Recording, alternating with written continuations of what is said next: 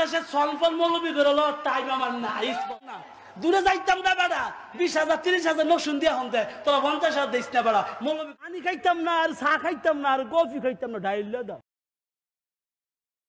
আপনাকে দেখা যায় বিভিন্ন সময় ওয়াজের মধ্যে আপনি তরুণদের উদ্দেশ্যে এমন উৎসাহ উদ্দীপনা নিয়ে বক্তব্য দেন, আসলে এগুলো কি ইসলাম সমর্থন করে? আপনি যে সমস্ত কথাগুলো ইসলামী মানে বলা হয় আসলে এগুলো ইসলাম ব্যাপারে সমর্থন করে, আর আপনি নিজে একটু ভাইরাল করার জন্য শুট করছেন, এ ব্যাপারে আপনার কাছ থেকে জানতে চাই।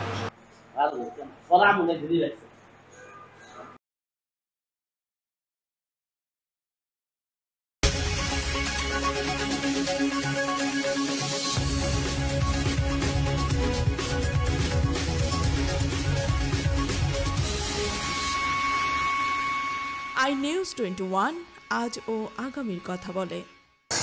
স্বাগত প্রিয় দর্শক শ্রোতা বন্ধুদের, iNews 21 এর বিশেষ আয়োজন আগামী বাংলাদেশে। আজকে আপনাদের সবার সামনে আমরা নতুন আরো দুজন অতিথি নিয়ে যুক্ত পেয়েছি। আজকে আমরা জানবো আগামী বাংলাদেশ সম্পর্কে, তাদের ভাবনা কি, তাদের চিন্তা কি। আজকে আমাদের সঙ্গে যুক্ত হয়েছেন ইসলামের একটা বিতর্কিত আলোচনায় বক্তব্য দিয়ে যিনি ইতিমধ্যে ভাইরাল হয়েছেন, তাকে নিয়ে, অর্থাৎ মুফতি মাজহারুল ইসলাম মাঝারি। অপরদিকে আমার রয়েছেন অর্থাৎ সারা বাংলাদেশের মূলত যারা ওয়াচ করে তাদের যে মহাসচিব, সেই মহাসচিব অর্থাৎ মাসুদুর রহমান নুরানি সাহেব। আমরা জানবো তাদের মুখ থেকে বক্তব্য, অর্থাৎ সে পর্যন্ত আপনারা কিন্তু আমাদের সঙ্গেই থাকবে। শুরুতেই যাচ্ছি মুফতি মাজহারুল ইসলাম মাঝারির কাছে। আপনি কেমন আছেন? আলহামদুলিল্লাহ ভালো আছি, আল্লাহ ভালো রেখেছে। আগামী বাংলাদেশ সম্পর্কে আপনার চিন্তা কি? আগামী বাংলাদেশের মানুষ, গণতন্ত্র, বাংলাদেশের রাজতন্ত্র, বাংলাদেশের পরিস্থিতি খুবই খারাপ। আগামী বাংলাদেশ ভালো একটা নির্বাচিত সরকার হবে, ভালো নির্বাচিত সরকার। এই জন্য শর্ত হলো আগে সুষ্ঠু আবার নির্বাচন হতে হবে। আমরা বিগত নির্বাচনগুলো দেখেছি, রাতের ভোট দিনে, দিনের ভোট রাতে, কারচুরি এবং দলীয় প্রভাব। এই দলীয় প্রভাব আমাদের থেকে দূরে থাকতে হবে, প্রত্যেকের জায়গায় থাকতে হবে। যদি বাংলাদেশে সুষ্ঠু নির্বাচনী সরকার হয় তাহলে এই দেশ, মানুষ, রাষ্ট্র এবং স্কুল, কলেজ, মাদ্রাসা, হসপিটাল। আজকে আপনি চিন্তা করলে দেখেন, এমপির ছেলের চিকিৎসা বাংলাদেশে হয় না, আর এমপি মন্ত্রীদের ছেলে মেয়েরা বাংলাদেশে পড়েও না, লেখাপড়াও করে না, কোন স্কুলও করে না।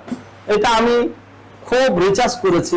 আগামী বাংলাদেশ যদি ভালো করতে সবাই মিলে সমন্বয়, যদি বাংলাদেশ মানুষ, জাতি, বর্ণ সবার জন্য কেউ চিন্তা করে, প্রিপারেশন নেয়, তাহলে যিনি এমপি চেয়ারম্যান হবেন উনি ছেলে সন্তান, ওই যে এলাকার যিনি চেয়ারম্যান ওই এলাকাতেই পড়াশোনা করতে হবে, এবং ওই এলাকার হসপিটাল, ডাক্তার, চিকিৎসা দিতে হবে চেয়ারম্যানের পুরো ফ্যামিলি। এমপি যিনি হবেন উপজেলা চেয়ারম্যান, তার জন্য এটা, যিনি এমপি হবেন উনি ছেলে মেয়েও যে সংশোধনী আসলে তিনি এমপি নির্বাচিত হবেন জনগণের ভোটে, উনি ওই হসপিটালে, ওই স্কুলে, ওই স্কুল, কলেজ, মন্দিরে তারা অ্যাক্টিভ থাকতে হবে, ছেলে মেয়েকে ওই পাঠশালাতে পড়াতে হবে। তাহলে ওই পাঠশালাগুলো, শিক্ষাক্রমগুলো ভালো হবে, আরো ভালো হবে, এবং হসপিটালগুলো আরো উন্নত হবে। এবং যিনি মন্ত্রী হবেন, এমপি থেকেও তো মন্ত্রী হয়, যারা মন্ত্রণালয় নিয়ন্ত্রণ করবেন তারাও এটা বিবেচনা করতে হবে, আমি যে এলাকার ভোট দিয়ে আমি এমপি থেকে মন্ত্রী হয়েছি, যে কোনো ডিপার্টমেন্টের মন্ত্রী হয়েছে, আমি ওই ডিপার্টমেন্ট খাতটা, হসপিটাল, জনমন্ত্রণালয় হোক এবং স্বাস্থ্য মন্ত্রণালয় হোক, পাট মন্ত্রণালয় হোক, বাংলাদেশের যত মন্ত্রণালয়গুলো আছে, আমাদের সর্বপ্রথম খেয়াল রাখতে হবে জনগণ আমার, আমি জনগণ। তাহলে জনগণ যদি বাংলাদেশে চিকিৎসা না হয়, চিকিৎসা ভালো পায় না, তাহলে আমি একদম তাদের জনপতি হয়ে, তাদের ভোটে নির্বাচিত হয়ে আমি কেন বিলাত যাবো, বিদেশ যাবো, সিঙ্গাপুর যাবো, আমি দেশের বাইরে যাবো চিকিৎসা করার জন্য? এটা আমাদের সাথে ধান্দামি, প্রতারণা ছাড়া আর কিছু হতে পারে না। আমি অতি শীঘ্রই, সামনে যে নির্বাচন আসতেছে, আমি যারা নির্বাচনে এমপি পদে প্রার্থী, চাই মেয়র পদে প্রার্থী, সিটি কর্পোরেশন পদে প্রার্থী যারা আছেন, জনগণের ভোটে যদি আপনি নির্বাচিত হয়ে জনগণের সাথেই না থাকেন, তাহলে এটা তো মানুষের সাথে প্রতারণা, মানুষের সাথে সিটারি, মানুষের সাথে বাটপারি, মানুষের সাথে 2 নম্বর করা।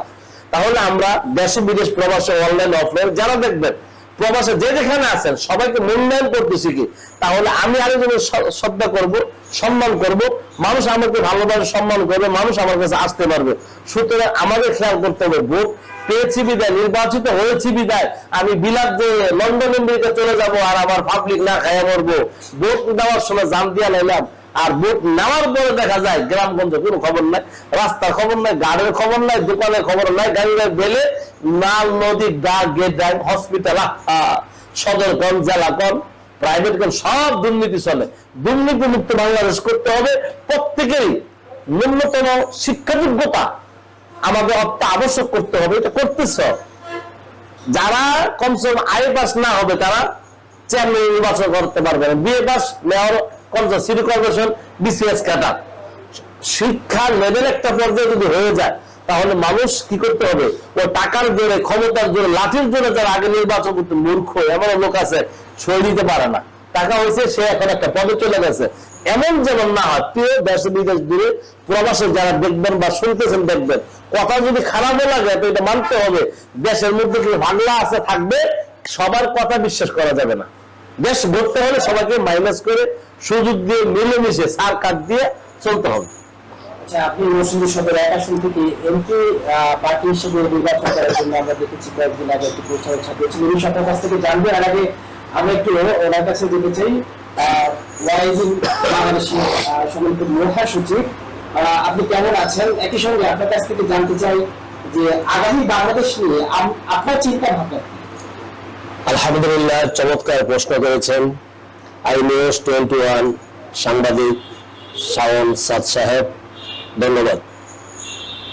আমি বাংলাদেশের উপদেষ্টা যিনি আছেন ডক্টর ইউনূস সাহেব, ওনাকে এই প্রোগ্রাম থেকে আমি আহ্বান জানাতে চাই, 24শে জুলাই দেশ স্বাধীন হয়েছে, আলহামদুলিল্লাহ অনেক রক্ত গেছে, অনেক জীবন গেছে, এখনো বহু মানুষ আছে তাদের হাত কাটা গেছে, বুকে গুলি, চোখে গুলি, তারা অসুস্থ হয়ে হাসপাতালে অনেক মেডিকেলে চিকিৎসাধীন আছে। তাহলে এই দেশ যে স্বাধীন হলো, ফ্যাসিস্ট সরকার থেকে দেশ যে স্বাধীন হলো, এমন একজন বাংলাদেশে যেন রাষ্ট্র ক্ষমতায় থাকে যে নাকি এই মানুষ, আমরা আর লাশ দেখতে চাই না, আমরা রক্ত দেখতে চাই না, আমরা আয়নাঘর আর দেখতে চাই না। এখন জুলুম অত্যাচার যেন না হয়।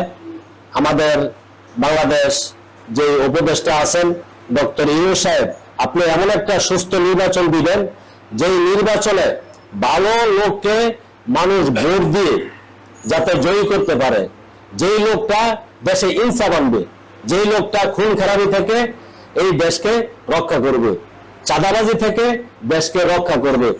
আমরা আর হাসিনার মতো ফ্যাসিস্ট সরকারের মতো আর আমরা এই দেশের সরকার দেখতে চাই না ইনশাআল্লাহ। ওনার কাছে এটা আমার আহ্বান। ধন্যবাদ। আপনার কাছে আমরা আসতে চাই, আপনি একজন এজেন্সি ব্যবসায়ী, একই সঙ্গে আপনি মাদ্রাসা পরিচালনা করেন, আর অনেক কাজ আপনার থাকতে পারে, কিন্তু বাংলাদেশের মানুষ আপনাকে ইসলামিক আলোচক হিসেবে উচিত। আপনাকে দেখা যায় বিভিন্ন সময় ওয়াজের মধ্যে আপনি তরুণদের উদ্দেশ্যে এমন উৎসাহ উদ্দীপনা নিয়ে বক্তব্য দেন, আসলে এগুলো কি ইসলাম সমর্থন করে? আপনি যে সমস্ত কথাগুলো ইসলামিক মানে বলা হয়, আসলে এগুলো ইসলাম ব্যাপারে সমর্থন করে, আর আপনি নিজে একটু ভাইরাল করার জন্য শুট করছেন, এ ব্যাপারে আপনার কাছ থেকে জানতে চাই।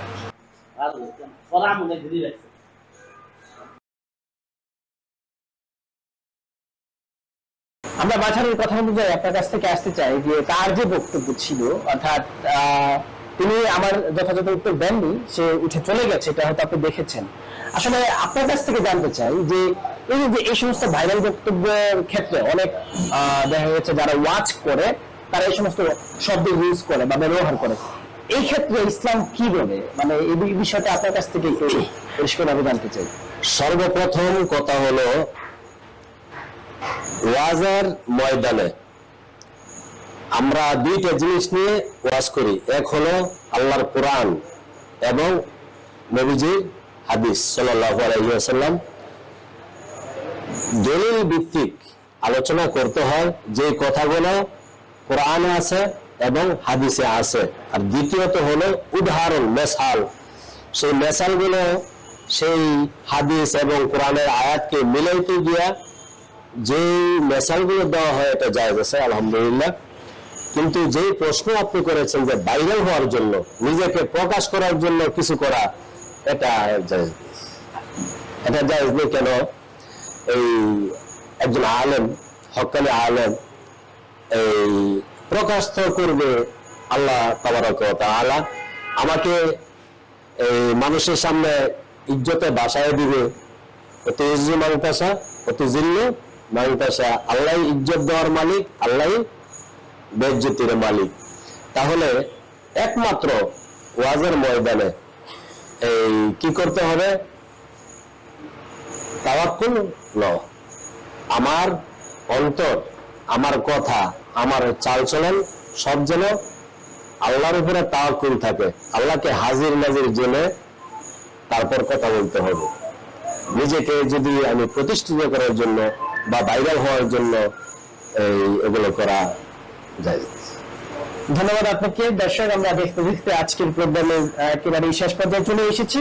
আগামী পর্বে হয়তো আপনাদের সাথে আমরা আবারও কোনো নতুন অতিথি নিয়ে যুক্ত হবো। সে পর্যন্ত আপনারা ভালো থাকবেন, সুস্থ থাকবেন। আল্লাহ হাফিজ।